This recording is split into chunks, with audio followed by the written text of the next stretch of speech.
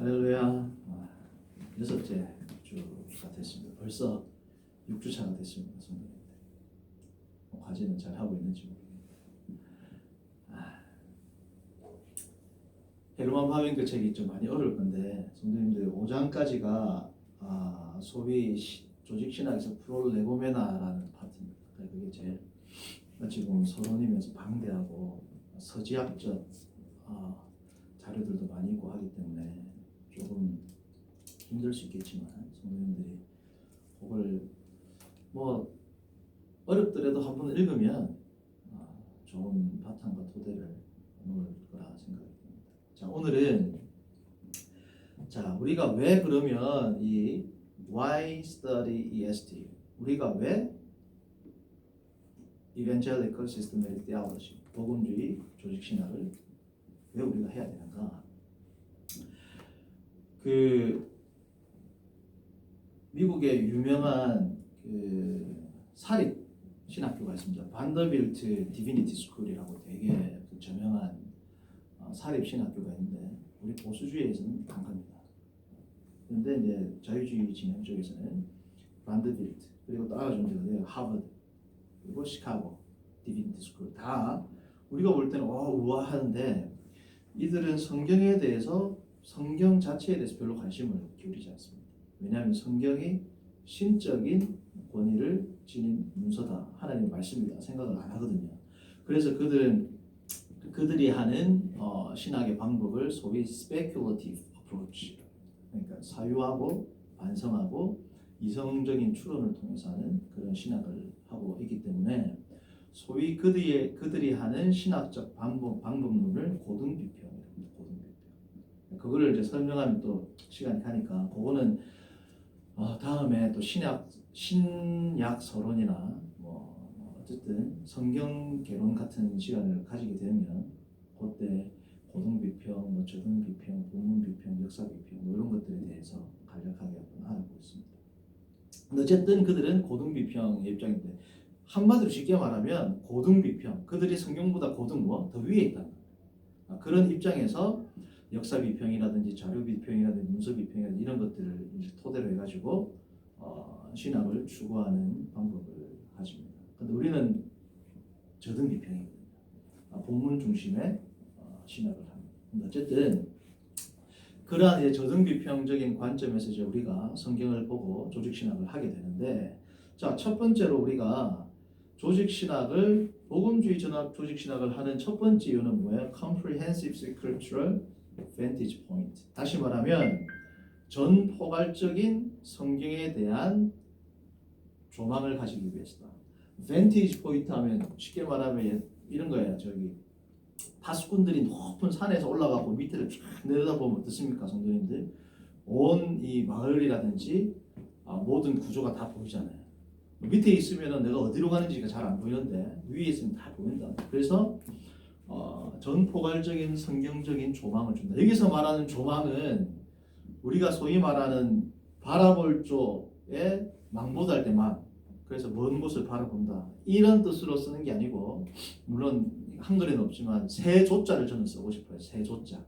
마치 새가 어때요? 하늘에서 바라보는 것처럼 이 EST 복음주의적 조직신학은 성경을 위에서 전체적인 관점에서 성경을 볼 수 있는 관점을 준다. 아까 말했던 고등비평하고 틀린 겁니다. 위에서라는 말이. 그러니까 성경을 전체적으로 보기 위한 초점을 전체를 보기 위한 그러한 조직신학을 할 수 있는 그러한 조직신학이 뭐라는 거예요? EST라는 거예요. 자, 두 번째는 뭐냐? 두 번째는 아주 중요합니다. 이게 interpretive guide. 이게 뭐냐면 해석학적 가이드. 이 두 번째가 참 중요한데, 그래서 오늘 이 두 번째를 주 아젠다로 제가 다룰 거예요. 자, 이게 뭐냐면 성도님들이 성경 연구를 할 때, 혹은 만약에 이제 설교자를 예로 들어봅시다. 설교자라든지 신학을 연구하는 사람들이 성경에 대해서 연구를 합니다. 연구를 하면 주석을 하나만 안 보자. 다양한 주석을 쫙 넣어놓고 대여섯 개 이렇게 쭉 넣어놓고 본단 말이죠. 보면 A 의견, B 의견, C 의견, D 의견 쭉 나오겠죠. 나오면 조직 신학에 함몰된 사람들은 어떻게 하느냐? A 이거 칼빈주의 관점 아니네. B도 아니네. C는 알미니안이네. D는 가톨릭 관점이네. D는 자유주의네. 다 하고 F가 개혁주의네. F 나는 의견을 가지고 토대를 가지고 내가 설계하겠다. F 의견을 내가 채용하겠다. 안전하죠. 그리고 이것도 괜찮은 방법입니다. 근데 단점이 뭘까요? 지식의 확장이 안 됩니다. 확장이. 안전하긴 하지만 확장이 안 돼요. 그런데 두 번째, 이제 이거는 안 해야 되는 겁니다. A, B, C, D, E, F가 있는데 A는 자유주의, B는 뭐 이렇게 있는데 신정통주의 있는데 자기가 볼 때 A가 마음에 드는 거예요. A는 뭡니까? 예를 들면 A 주석은 자유주의적 관점을 쓴 거란 말이죠. 그럼 이걸 가지고 내가 나의 신학을 개신하겠다. 그럼 어디로 가요? 완전히 엉뚱한 데로 간단 말이죠. 그런데 그러한 것들을 잡아주는 역할을 하는 게 뭐라는 겁니까? 복음주의적 조직신학, 다시 말하면 interpretive guide, 가이드라인을 쳐준단 말이죠. 가이드라인을 쳐주기 때문에 해석자로 하여금 이 가이드라인 밖으로 나가지 않도록 하는 안전장치가 되는 거예요. 그러니까 여러 의견, 급진적인 의견을 보더라도 개혁주의적 혹은 복음주의적 조직신학의 체계가 갖춰져 있는 사람들은 거기에서 있는 좋은 자료들은 따올 수 있지만 거기서 말하는 신학적인 함이라든지 주장에 함몰돼 가지고 선을 넘어간다 안 넘어간다? 안 넘어간단 말이야. 그게 중요한 게 뭐라고? 복음주의적 조직신학이 가지고 있는 중요한 가치입니다. 자, 예를 들어 볼게요. 예를 이렇게 하면 좀 뜬구름 잡는 것 같으니까 오늘 본문 두 개를 제가 고민해서 가져왔습니다. 첫 번째는 뭐냐면 창세기 1장 26절에서 27절입니다. 창세기 1장 26절에서 27절을 보면 처음에 하나님이 우리라고 이야기하고 다음에 자기 형상이라고 이야기를 하죠. 그래서 이 구절이랑 창세기 1장 1절에 무슨 구절이 있어요? 태초에 하나님이 천지를 창조하시느라 그때 하나님을 무슨 명사로 씁니까? 히브리어에서 엘로힘이라고 씁니다. 엘로힘. 엘로힘이라는 것은 임이라는 것 자체 꼬리가 복수꼬리거든요. 자, 그러니까 지금 창세기 1장 1절에서도 엘로힘 복수꼬리를 가진 명사를 썼는데 동사는 바라 단수란 말이죠. 베레시트 바라 엘로힘. 그러니까 복수 명사인데 단수 명사를 썼고 여기서도 하나님이 우리라는 것은 대상이 있는 거죠. 그죠? 우리라고 이야기를 하셨는데 막상 창조하실 때는 단수 하나님 홀로 창조하신 거로 되어 있으니까 이 구절과 1장 1절을 통해서 구약 성경에서는 뭘 지지한다? 삼위일체를 지지하는 본문이다. 이게 전통적인 해석이었습니다. 이게 전통적인 해석인데 그런데 이제 고고학이라든지 그리고 뭡니까?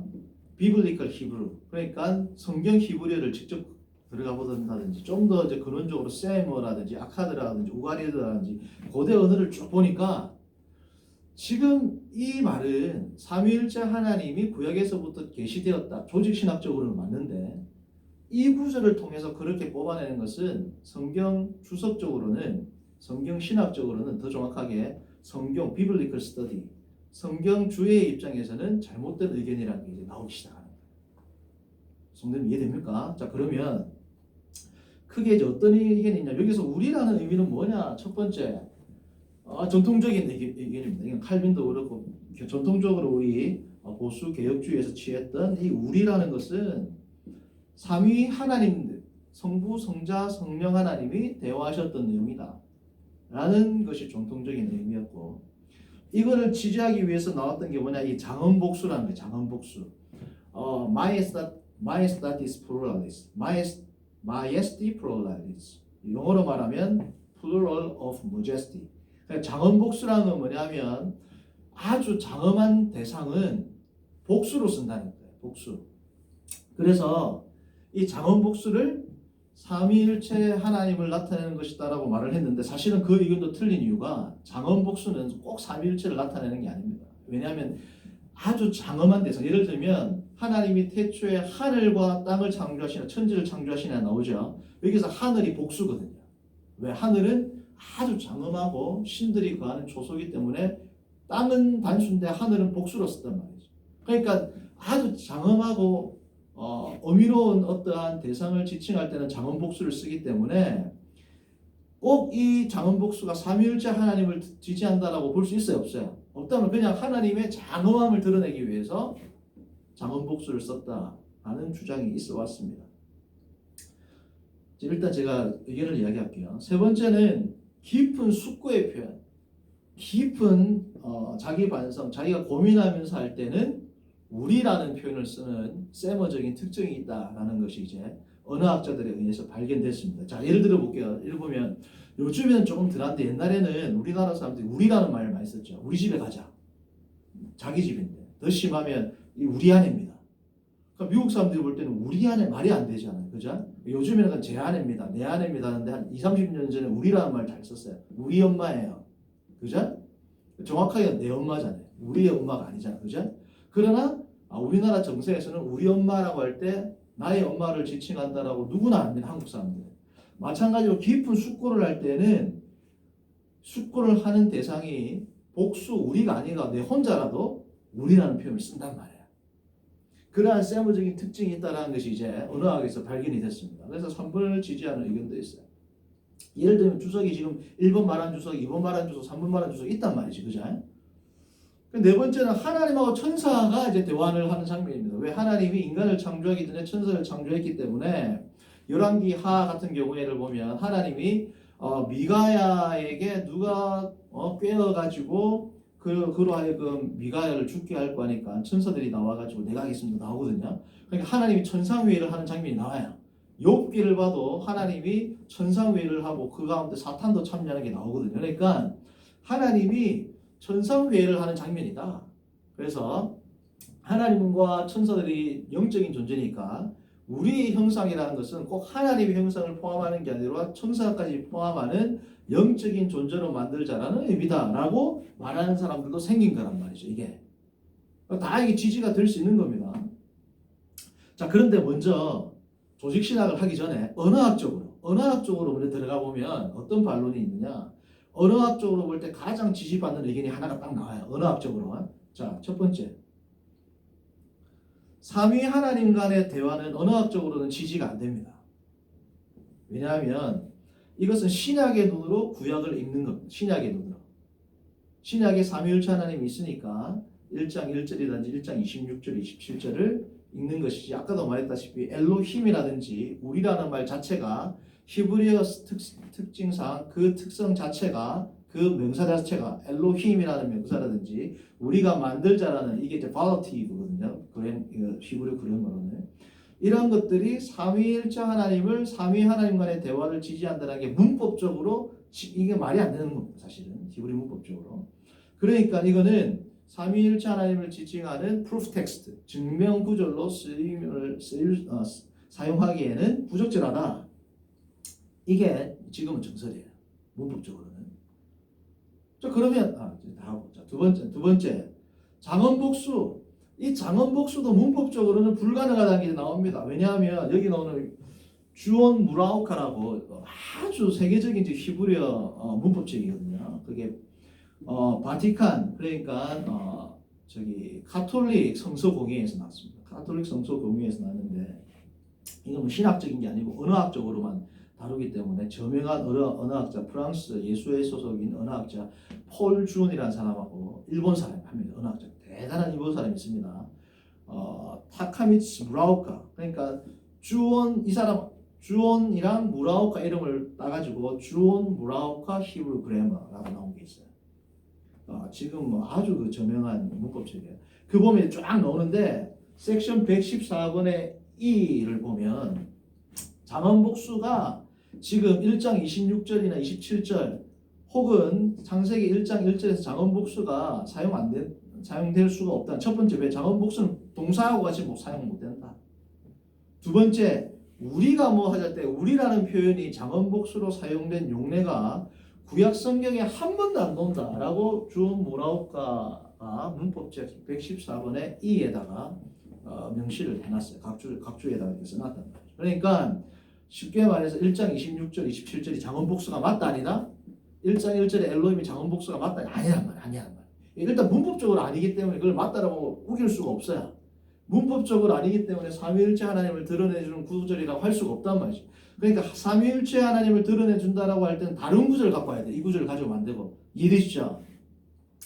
그리고 세 번째, 깊은 숙고의 표현이다. 이게 문법적으로는 제일 맞아요. 문법적으로는 깊은 숙고를, 깊은 고민과 깊은 그러니까 쉽게 말해서 쉽게 어떤 일을 처리하는 게 아니고 고민해서 하는 때 이러한 표현을 쓴다. 그래서 1장 26절과 27절이 바로 아까 말했던 self encouragement 혹은 또 뭐였습니까?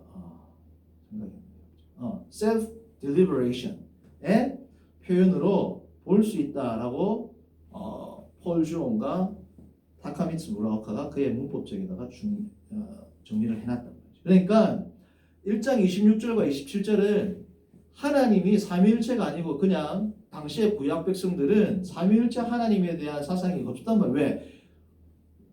여러분들 신명기 6장 4절의 소절 보면 하나님은 뭐라 그래요? 쉐마 이스라엘 아도나이 엘로헤누 아도나이 에핫. 뭡니까? 이스라엘아 들으라 우리 하나님 여호와는 오직 유일한 히브리어는 에하드입니다. 에하드. 한 분이신 여호와는 한 분이신. 그러니까 한 분이신 하나님의 사상이 강이기 때문에 삼위일체에 대한 그러한 사상들은 파편적으로 오지 교리적으로 하나님은 삼위일체로 존재하신다는 것을 교리적으로 정립해가지고 성경을 기록 안 했단 말이야. 그때는 삼신론으로 오해할 수 있기 때문에 하나님이 그렇게 풍요로운 계시를 드러내놓지 않으셨습니다. 물론 성경 구절 각각을 우리가 지금 조합해서 신학 작업을 하면 삼위일체가 나오지만 당시에는 그렇게 풍요롭게 조직적으로 체계화된 삼위일체 사상이 없었단 말이지. 그러니까 1장 26절과 27절을 어떻게 봐야 되냐면 그냥 한 분이신 하나님이 인간을 창조하실 때 아주 고민해서 정말 사랑스러운 마음으로 하나님의 열정과 정리를 쏟아내어서 창조하셨다라는 것을 강조하기 위해서 우리가 라는 말을 썼다는 거예요. 그게 언어학적으로 문법적으로는 가장 지지가 되는 겁니다. 자, 그러면 성도님들 보십시오. 자, 그러면 이렇게 3번 깊은 숙고의 표현이 문법적으로 이제 맞구나. 그러니까 그럼 구약 성경에는 삼위일체 하나님이 없다. 이렇게 결론내면 돼야 안 돼요. 그렇게 결론을 안 내게끔 만약에 조직신학을 안 했으면 이거는 창세기에는 삼위일체 하나님에 대한 사상이 없다 라고 말을 하는데 구약 성경에는 창세기 더 나아가서 구약 성경에는 삼위일체 하나님에 대한 사상을 문법적으로 없기 때문에 찾을 수가 없다라고 주장을 하면 어떻게 돼? 우리 교리를 넘어간단 말이죠. 그러니까 조직신학을 할 때 복음주의적 조직신학이 아까 뭐예요? 가이드라인을 친다는 것은 이 지금 학설을 가지고 삼위일체를 부정하는 데까지 나가지 않도록 하는 뭐예요? 안전장치가 되는 겁니다. 첫 번째. 두 번째는 뭐냐?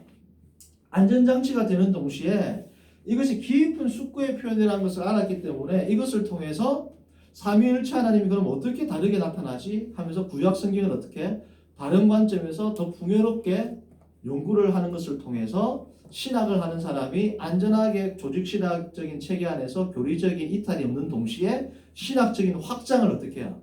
가져올 수 있단 말이에요. 그게 뭐예요? EST, 복음주의적 조직신학이 가지고 있는 장점이라.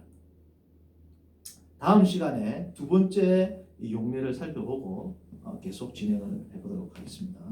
이상입니다.